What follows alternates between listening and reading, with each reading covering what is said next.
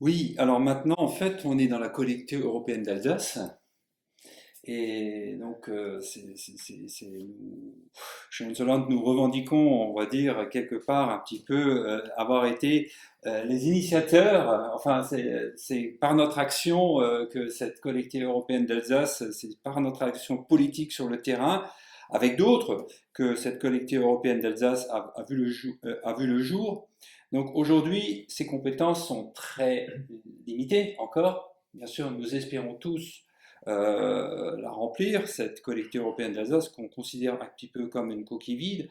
Alors on parle beaucoup, c'est peut-être nos réflexes centralistes, puisque le centralisme est devenu un peu culturel dans ce pays. On espère beaucoup du vote à l'Assemblée autour d'une loi 4D qui permettrait de ramener une certaine part de différenciation, de déconcentration, de décentralisation. Bon, ça, on ne veut pas, même pas en rêver, puisque on sait que il est illusoire de. On est des politiciens, donc il faut quand même être un peu réaliste. Mais qu'est-ce que vous pensez que ça va ramener au niveau de la collectivité européenne d'Alsace, euh, la perspective des opportunités qui pourraient être offertes par cette loi? Alors c'est vrai que cette loi pour la collectivité européenne d'Alsace, je suis un petit peu sévère avec dans le livre, parce qu'on a les problèmes qu'il y a des régions qui sont trop grandes, et on a beau faire une collectivité européenne d'Alsace, on se retrouve avec une sorte peut-être une sorte d'espèce de région, d'embryon de région Alsace, à l'intérieur d'une autre région, et je vois pas la logique qu'il y a là-dedans. Pour moi, ça reste encore un truc compliqué, alors qu'il suffisait tout simplement de redécouper des vraies régions, et ça c'est la vraie réforme. Maintenant, je comprends bien qu'avec la crise des gilets jaunes, Covid et ce genre de choses, la place pour faire une vraie réforme territoriale de nouveau déjà, elle n'était pas forcément évidente à trouver, et c'est déjà pas mal peut-être d'avoir fait une petite avancée au niveau de l'Alsace, hein. Maintenant, qu'est-ce qu'il y aura pour la loi 4D? La grande nouveauté dans cette loi, c'est que dans les 4D, il y a déconcentration, décentralisation, différenciation, décomplexification, j'y crois pas trop, mais le mot qui est intéressant, c'est la différenciation.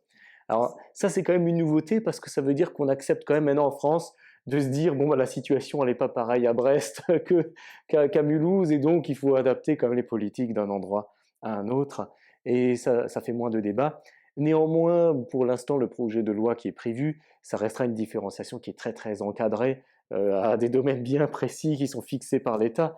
Donc il ne s'agit pas vraiment d'une autonomie locale telle qu'on peut la pratiquer, je ne sais pas moi, dans quasiment tous les pays d'Europe qui nous entourent, hein. Donc on ne sera pas dans cette situation-là. Mais sur le principe, sur le plan du symbole, c'est peut-être déjà une petite avancée, mais maintenant, ce n'est pas ça qui va régler les ratés de la loi de 2015-2016. Pour ça, il faut vraiment une nouvelle réforme, mais en profondeur. Et là, à un moment donné, il faut qu'en France, on choisisse ce qu'on veut faire. En fait, on avait les départements.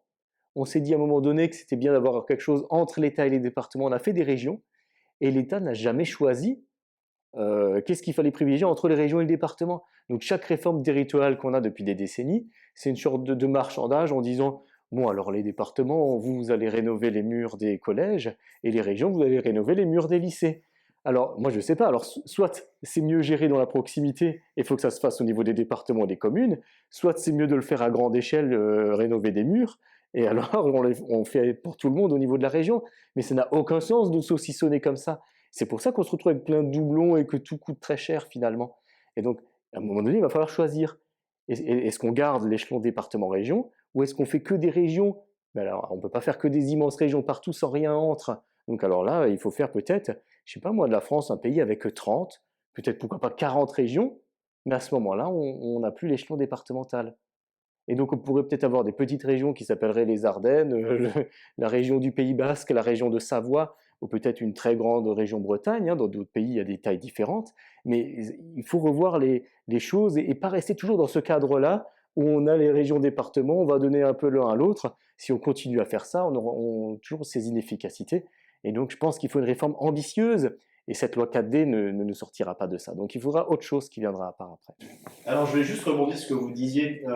En tant qu'élu municipal, j'ai un petit peu eu l'occasion d'aborder ces différentes thématiques. Et ce qu'on constate, c'est qu'il y a énormément d'échelons.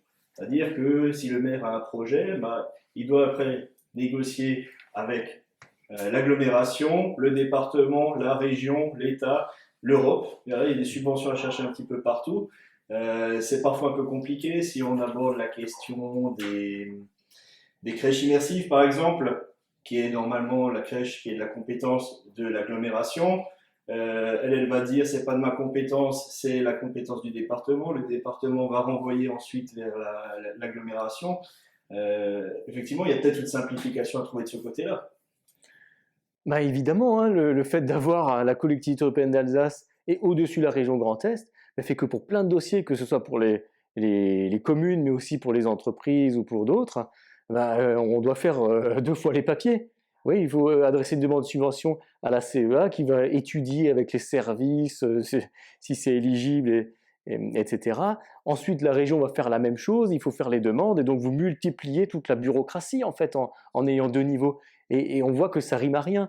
Donc le plus simple, c'est tout simplement de refaire une région Alsace où on met toutes les compétences des départements et de la région dans une seule région Alsace, et vous évitez plein de doublons de ce type-là. Et ça simplifiera les choses pour tout le monde.